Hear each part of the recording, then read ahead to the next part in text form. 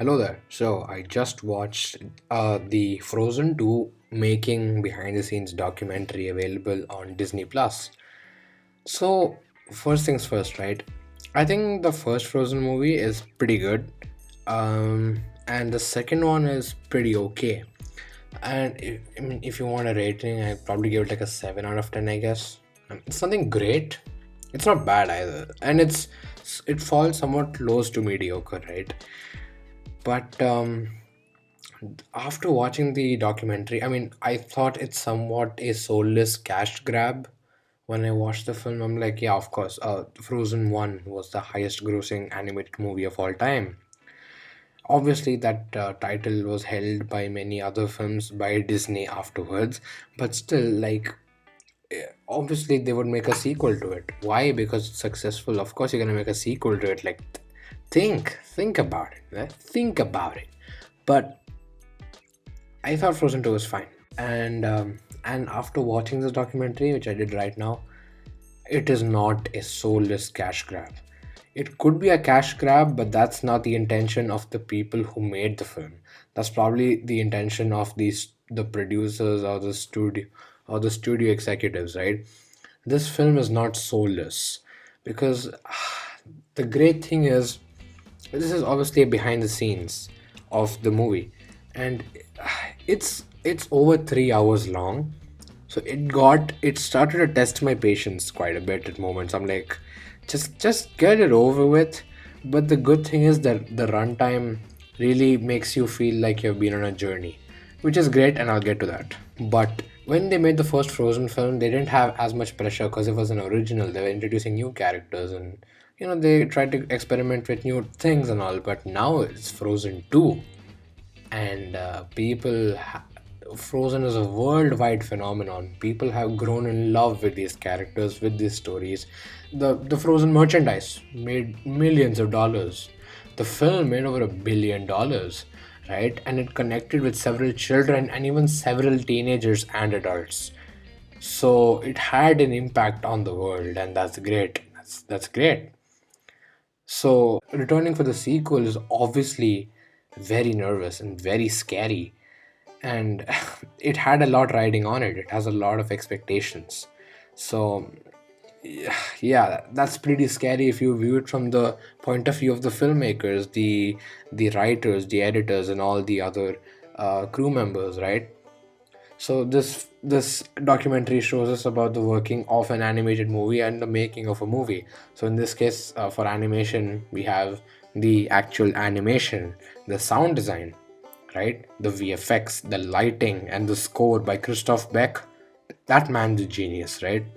And the songs, I don't pay a lot of attention to the songs, right?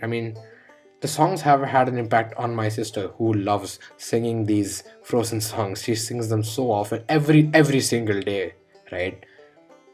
But after hearing all the the singers, right, and Idina Menzel and Josh Gad, right, all these guys, and their singing is really good. I can't talk about music that well, but it provided me a different look on singing and all these songs that were in the movie, and how some songs worked for some people, some didn't, and they had to be cut out in the final cut of the film, and how it was sad for a few people because they had worked for months on a song or a shot that just got removed immediately, and that's sad. But if it progresses or enhances the storytelling, they're willing to sacrifice that, and that's sad, but that's great, right?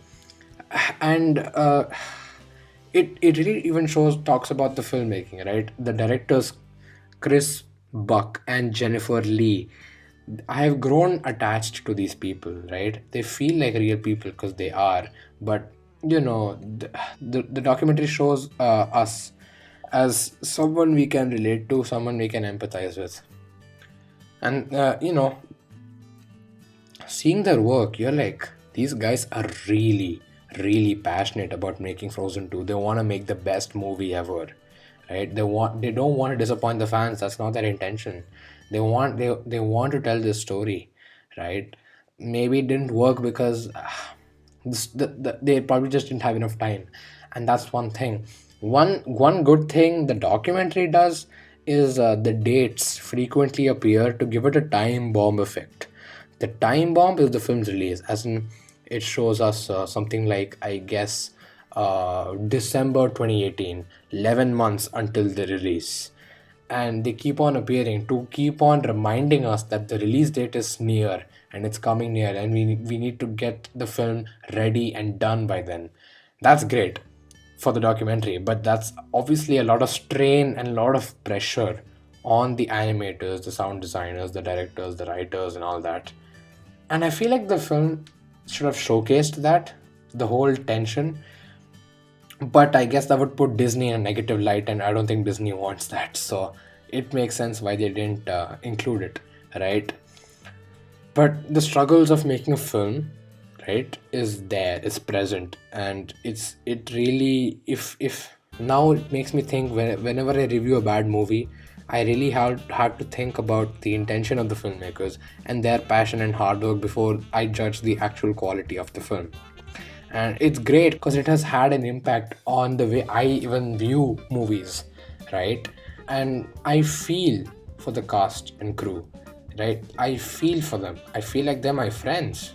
I grow with them. They're somewhat like family. I know it's cringy, yeah, I know, but that's it makes you feel something, and that's great. I feel like the writing needed some work. They didn't focus as much on the writing aspect of it, mainly the post production and the animation and all that. But I feel like if the writing was a little more strong, then the film could have benefited. And I got an understanding of the personal lives of these creators, right? Chris Buck, his son had died.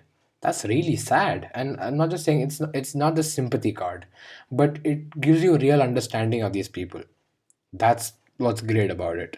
These guys are incredibly passionate about this film. It just makes me sad that the film could have been so much better. And sometimes when people hated on the film, I kind of feel sad for the film because that's not its intention. It legit tries to be a really good film. And the great thing is, these people who are working know that these characters and stories mean something to people. They know what it stands for, and they know that a lot of lives have been affected by it. And it's somewhat emotional, yes. And the great thing is, after watching this documentary, it literally makes me want to make movies. I have been a part of a few short films and stuff, but literally I want to go back and do those things again. I want to be part of a crew. I want to interact with people. I want to talk about them, about story and characters and lighting, and just have a good time. It feels emotional by the end. It feels like a journey, and that's why this documentary works.